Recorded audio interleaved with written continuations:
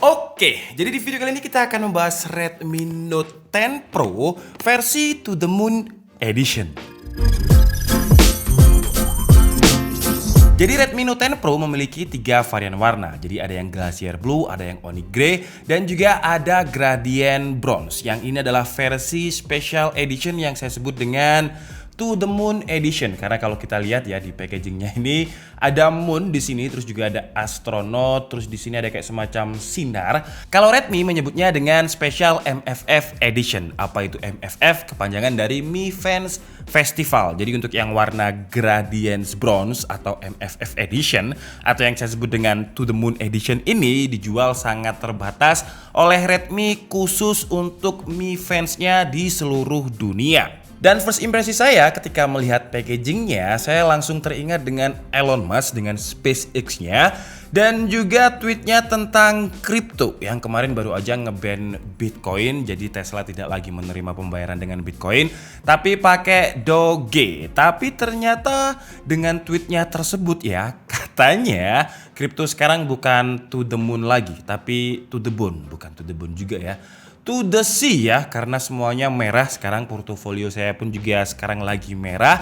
Intinya hold aja sampai miskin lah ya, karena gak kunjung ijo-ijo. Tapi kalau main kripto saya sarankan sih pakai uang dingin ya, jangan pakai uang mertua, uang utang dari bank, atau uang yang terpakai. Kalau untuk boxnya memang berbeda dengan Redmi Note 10 yang versi Glacier Blue ataupun Onyx Grey yang langsung terpampang gambar HP-nya. Di Redmi Note 10 Pro ini sesuai dengan tema dari Redmi, yaitu jelajahi semua kesempatan.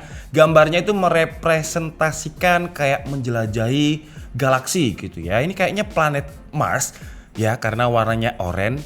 Dan Redmi Note 10 Pro ini juga gambarnya Xiaomi ini oranye.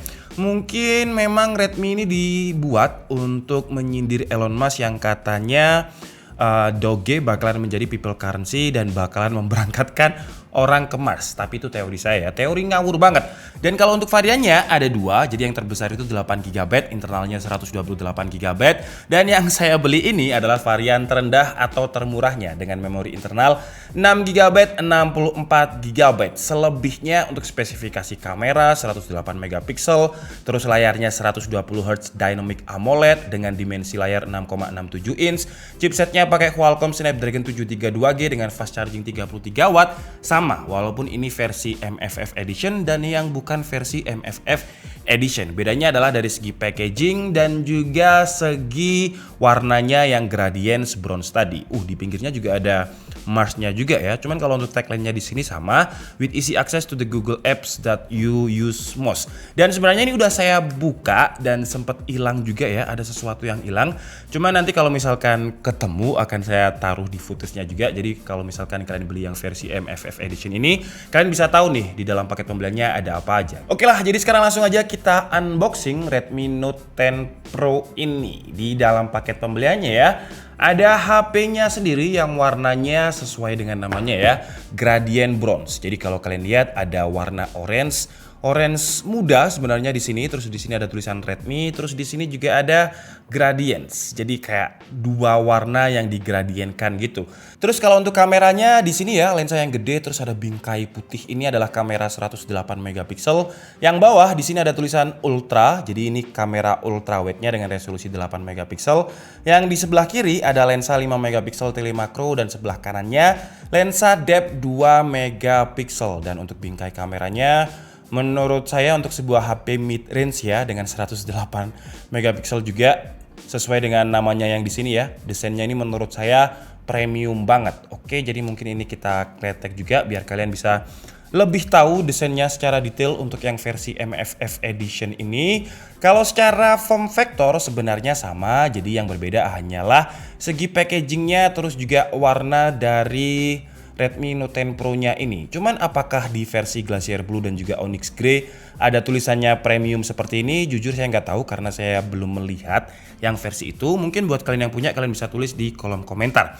Terus sebenarnya ya, ini ada case transparan. Nah, sebenarnya case ini ada kayak boxnya warna orange juga sesuai dengan warna dari Gradient Bronze-nya ini. Cuman entah ditaruh di mana ya sama anak-anak karena saya cari nggak ada. Jadi di dalamnya situ selain case ada kayak semacam postcard atau stiker khusus MFF Edition. Jadi di situ ada beberapa stiker astronaut, stiker Mars dan stiker MFF Edition lainnya. Nanti kalau misalkan nggak ketemu akan saya tumpuk footage dari Xiaomi-nya langsung aja. Terus juga ada beberapa buku panduan di sini dan di sini ada kabel charger dengan koneksinya itu Type A to Type C ya. Dan warna boxnya yang dalam itu sesuai dengan warna HP-nya juga. Jadi warnanya orange. Terus di sini ada adapter yang maksimum outputnya coba saya lihat dulu. Maksimum outputnya 33 watt. Sama dengan fast support charging yang ada di Redmi Note 10 Pro ini 33 watt. Oke, jadi sekarang langsung aja kita nyalakan sambil kita install beberapa aplikasi untuk hands-on kita nanti. Oh ya, di bagian belakangnya ini dia menggunakan Corning Gorilla Glass 5 ya, proteksinya di depannya juga Corning Gorilla Glass 5, jadi sandwich glass. Depan belakang menggunakan proteksi Corning Gorilla Glass 5. Di harga untuk yang 6GB ini sekitar 3,4 sampai 3,5 juta rupiah dan yang 8128GB itu sekitar 3,8 sampai 3,9 juta rupiah. Untuk link pembeliannya seperti biasa kalian bisa langsung cek di kolom deskripsi. Dan untuk kelas harga mid-range menggunakan Corning Gorilla Glass 5 sandwich depan belakang, menurut saya memang Xiaomi ini benar-benar gila sih ya, gila banget. Dan dengan form factor yang setipis ini, beratnya 193 gram dengan ketebalannya 8,1 mm, Redmi mampu memberikan kapasitas baterai yang cukup besar, 5020 mAh. Jadi kalau dari segi baterai udah kayak HP flagship lah. Jadi kalau misalkan ini dibilang mid-range ke fleksipan, apalagi desainnya seperti ini, menurut saya masih masuk banget lah ya. Terus di bagian kanannya ada volume up and down, di sini ada fingerprint yang sayangnya layarnya ini udah AMOLED 120Hz, tapi tidak ada in-display fingerprintnya. Cuman karena harganya udah murah, jadi kita nggak bisa komplain banyak. Fingerprintnya ada di bagian kanan sini ya, jadi side mounted fingerprint. Terus di bagian bawah ada mic, ada konektor dengan Type C, ada speaker juga. Wis, warna gradient bronze-nya ini keren sih ya, kayak menyatu semuanya gitu. Nah kalau misalkan ini saya flip-flipkan, gradiennya lebih kerasa. Mungkin ada yang nggak suka warna orange, cuman kalau misalkan kalian Mi Fans garis keras, seharusnya kalian beli yang MFF Edition ini, karena ini adalah Mi Fans Festival Edition. Terus di bagian kirinya ada SIM tray, terus di bagian atasnya ada audio jack, ada speaker seperti biasa ya di Poco M3 yang harganya 2 juta ke bawah aja udah dual stereo speaker. Kalau Redmi Note 10 Pro ya udah dual speaker juga. Terus ada mic dan juga ada infrared blaster yang ternyata membantu banget buat saya karena remote AC kadang nggak tahu ditaruh di mana, remote TV kadang nggak tahu di mana. Jadi infrared blasternya ini dengan aplikasi Mi Remote-nya benar-benar membantu kalau buat saya pribadi. Oke, jadi sekarang langsung aja kita cobain Redmi Note 10 Pro versi MFF Edition. Kita coba side mounted fingerprintnya dulu. Cepat banget ya, walaupun memang sayangnya belum in display fingerprint, tapi it's okay lah ya. Terus sekarang kita cobain dulu untuk performa Snapdragon 732G di Redmi Note 10 Pro. Langsung aja kita buka Antutu biar videonya nggak terlalu panjang ya.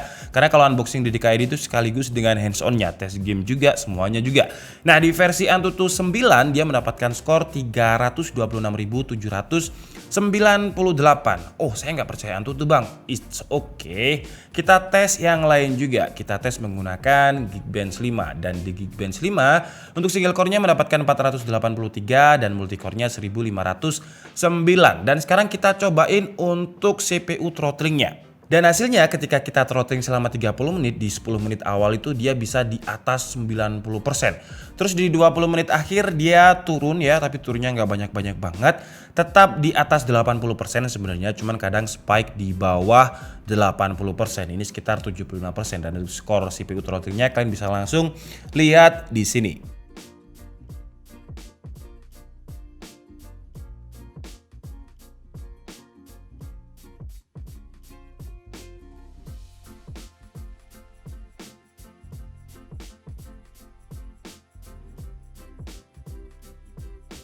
Oke, jadi di video kali ini Syifa akan ngetes kamera dari Redmi Note 10 Pro dengan settingan 30 fps 720p. Kayak gini hasilnya, warna hijaunya kelihatan banget. Warna langitnya kalau kita ini, oke, masih sangat kelihatan kalau kita zoom. Oh ternyata nggak bisa. Oke guys, jadi seperti itu. Oke, di video kedua ini Siva pakai settingan 1080p 30 fps. Ini adalah hasil kamera dan mungkin suaranya dari kamera Redmi Note 10 Pro. Kalau di sini kelihatan stabil, warna hijaunya juga kelihatan. Kalau diginiin masih kelihatan imut wajahku. Oke, jadi ini adalah hasil kamera ultra wide 720p 30 fps tanpa stabilizer, sebab stabilizernya bisanya dipakai di resolusi 1080 30 fps. Oke, di video kali ini Siva pakai settingan 1080p 30 fps dengan stabilizer nyala. Siva coba jalan lebih cepat ya. Ini Siva lari kayak gini tuh, jadinya kalau di sini kelihatan masih stabil parah sih, gila. Oh my god. Sekarang Siva berlari lebih kencang, kayak dikejar utang-utangan. Coba lari 1, 2.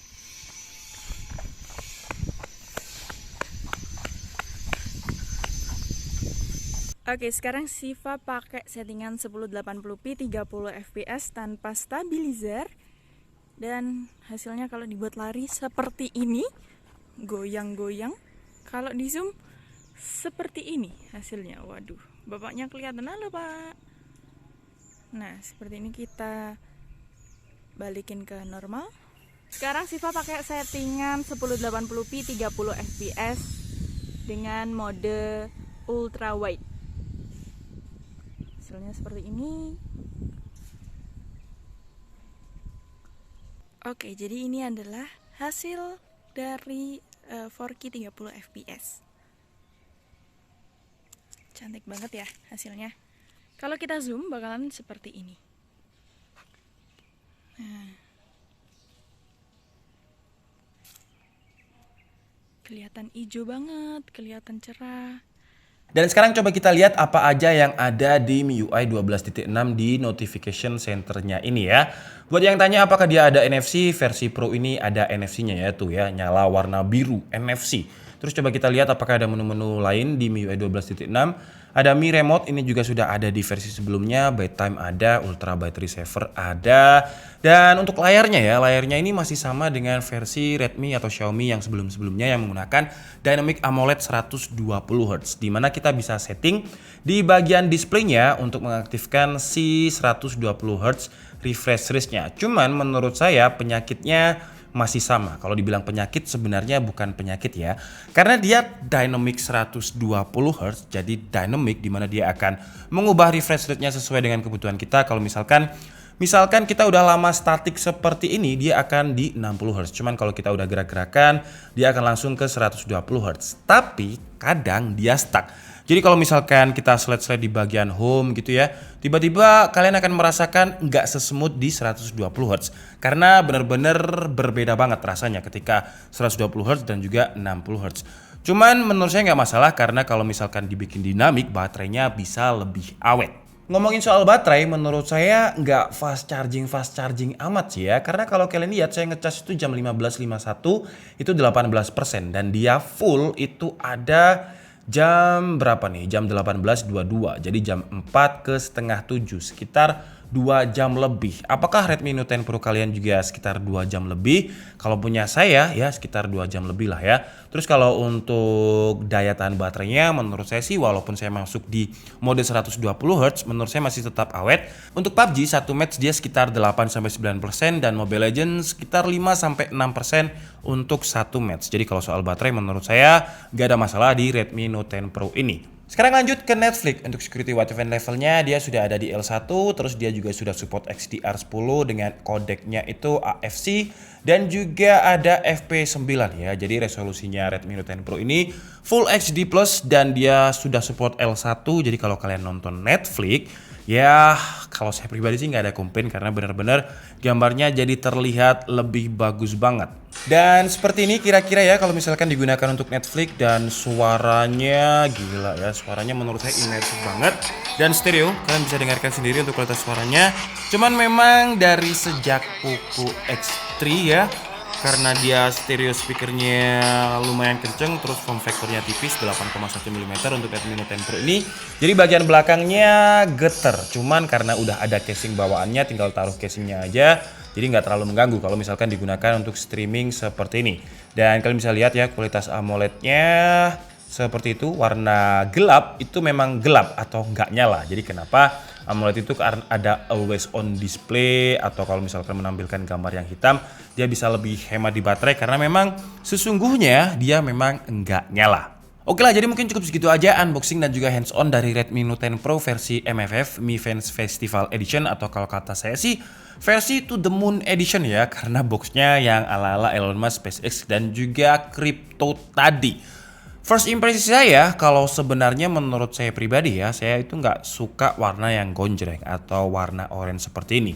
Kalau saya disuruh milih 3 varian warna dari Glacier Blue, terus Onyx Grey dan juga Gradience Bronze ini, saya pribadi lebih suka yang Onyx Grey karena menurut saya warna yang simple itu warna yang long lasting gitu ya. Kalau orange seperti ini ya ada yang suka, ada yang enggak gitu menurut saya loh ya. Dan saya pribadi enggak suka. Cuman karena ini adalah MFF Edition buat kalian para Mi fans garis keras, dan ini dia dijual terbatas ya. Jadi menurut saya sih kalau kalian punya ini, kesan Mi fansnya itu lebih kerasa gitu.